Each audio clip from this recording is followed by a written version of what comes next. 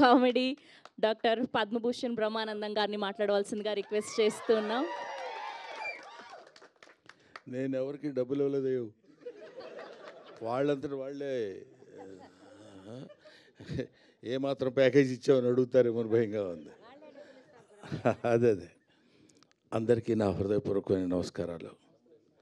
ఈరోజు నేను ఈ సినిమా ఫంక్షన్కి రావడానికి ముఖ్య కారకుడు సప్తగిరి.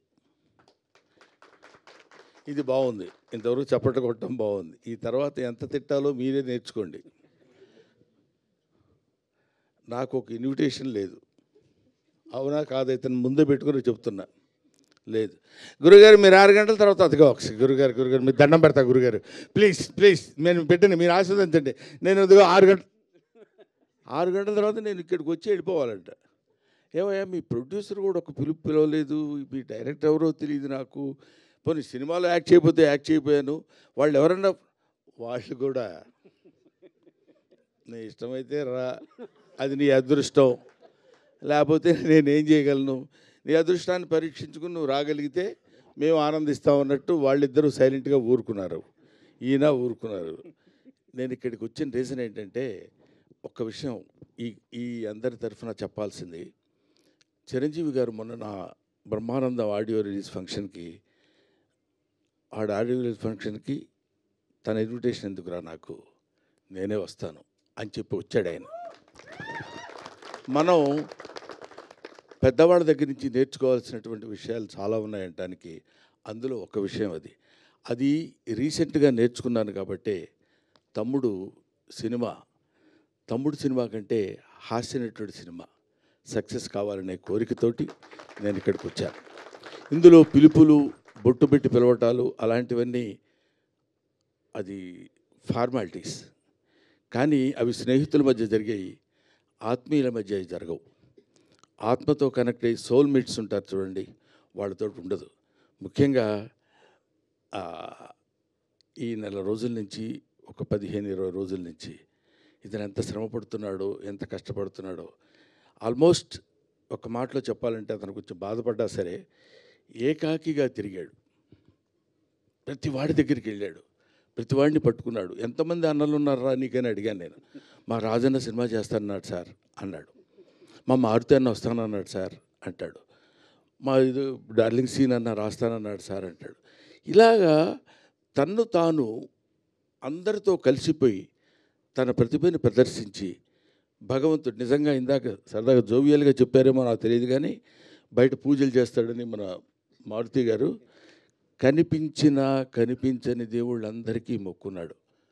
ఎందుకంటే ఈ సినిమా సక్సెస్ అయ్యి నన్ను ఆశీర్వదిస్తే, సినిమాని నమ్ముకొని వచ్చినందుకు నేను హాయిగా 4 మెతుకులు తిని బతుకుతానన్నా, అందుకని అడుగుతున్నానన్నా. ఇది అతను నాతో చెప్పిన మాట. ఈ మాట నేను మీతో పంచుకోవాలి. అందుకోసమని నేను ప్రత్యేకంగా ఈ సినిమాతో నాకు సంబంధం లేదు, ప్రొడ్యూసర్తో సంబంధం లేదు, డైరెక్టర్తో సంబంధం లేదు, డబ్బులు ఇవ్వలేదు. అయినా సరే నేను ఒక హాస్యనటుడు ఎప్పుడు ఒంటరి అవ్వకూడదు. ఎవరైనా ఒంటరిగా ఉండొచ్చు. ఎందుకంటే అండి, ఒక చిన్న మాట చెప్పాలి. తెల్లవారు లేస్తే మిగతా హీరోలందరూ, హీరోయిన్స్ అంతా ఎలా ఉంటారో నాకు తెలియదు, విలన్స్ ఎలా ఉంటారో తెలియదు, కానీ కమెడియన్స్ మాత్రం మిమ్మల్ని ఎలా నవ్వించాలి, మామూలుగా ఉన్న ఫేస్ కూడా వికృతంగా పెట్టడానికి ట్రై చేస్తాం. అదిగాది గారు అనాలి అంటే నవ్వుతారేమో ఆశ. అలాంటి అనేక రకాలైన ఎక్స్ప్రెషన్స్ పెట్టి మిమ్మల్ని నవ్వించి మీ ఆశీస్సులు పొంది 10 కాలాల పాటు బతుకు తెరువు సాగించాలనుకునే నటుల్లో హాస్యనటుడు ఒకడు. కాబట్టి హాస్యనటుడు ఎప్పుడు ఒంటరి వాడు అవ్వకూడదు, వాడికి అందరూ ఉండాలి. ఎందుకంటే అతని ప్రవృత్తి, అతని వృత్తి ఏంటంటే మనల్ని నవ్వించడం. అటువంటి పవిత్రమైన పనులు చేసేటువంటి వాళ్ళని హాస్యనటులు అంటారు. కాబట్టి మాతృదేవోభవ, పితృదేవోభవ, ఆచార్య దేవోభవ, హాస్యనట దేవోభవ. Thank you very much. నాకు ఈ అవకాశాన్ని కల్పించిన మిత్రులందరికీ నా హృదయపూర్వక నమస్కారాలు తెలియజేసుకుంటూ, ముఖ్యంగా ఇందాక ఆయన పొడుగ్గా ఉన్నారని పేరేంటి, ఎస్కే, పూర్తి పేరు చెప్పరా మీరు? ఏమండి అయ్యా ఏదో ఒకటి చెప్పండి సార్. ఎస్కే శ్రీనివాస్ కుమార్ ఎందుకు చివరిలో? నాకు ఇంగ్లీష్ వచ్చు. అది శ్రీనివాస్ కుమార్ నాయుడు గారు నా గురించి 2 ముక్కలు చెప్పారు.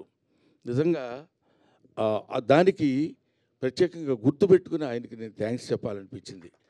ఎందుకంటే ఆ మాటలేవో బ్రహ్మానందం గురించి 2 ముక్కలు చెప్దామని కాకుండా those words comes from the heart and hearts of him. అది ఇలాంటి వాళ్ళ యొక్క ఆశీస్సులు ఉన్నంత కాలం బ్రహ్మానందానికి తిరిగే ఉంది, బ్రహ్మానందానికి బాధే ఉంది. ఒకటి ముఖ్యంగా ఈ సినిమాలో నాకు తను ట్రైలర్ పంపించాడు. ట్రైలర్ పంపించినప్పుడు చూస్తే మా అప్ప ఉంది అక్కడ. నేను అప్ప అని పిలుస్తాను అన్నపూర్ణమ్మ గారిని. బెమ్మయ్య అని పిలుస్తుంది ఆవిడ. ఇది ఇవాటిదే కాదు, 40 సంవత్సరాల సుదీర్ఘమైన ప్రయాణం మాది.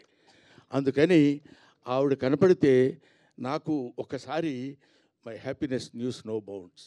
ఎప్పుడో 4 డికేడ్స్ బ్యాచ్ తిరిగి అటు తిరిగి ఇటు తిరిగి అప్పట్లో ఒక చోట సినిమాలు ఉన్న రోజులు కాకుండా రోజుల్లో ప్రతి చోటుకి వెళ్ళి కష్టాలు సుఖాలు పంచుకుని ఒక ముద్దలు పంచుకొని తిన్న బ్యాచ్ మా అప్పది.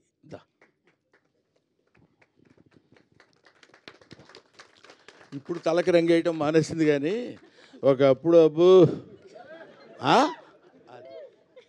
థ్యాంక్ యూ నాన్న, thank you very much. I wish you all the best. Pellikani Prasad మంచి హిట్ చేసి మంచి హాస్యనటునికి మంచి జీవితాన్ని ఇవ్వమని మనస్ఫూర్తిగా కోరుకుంటూ సెలవు తీసుకుంటాం. థ్యాంక్ యూ బ్రహ్మానందం గారు. Thank you so much.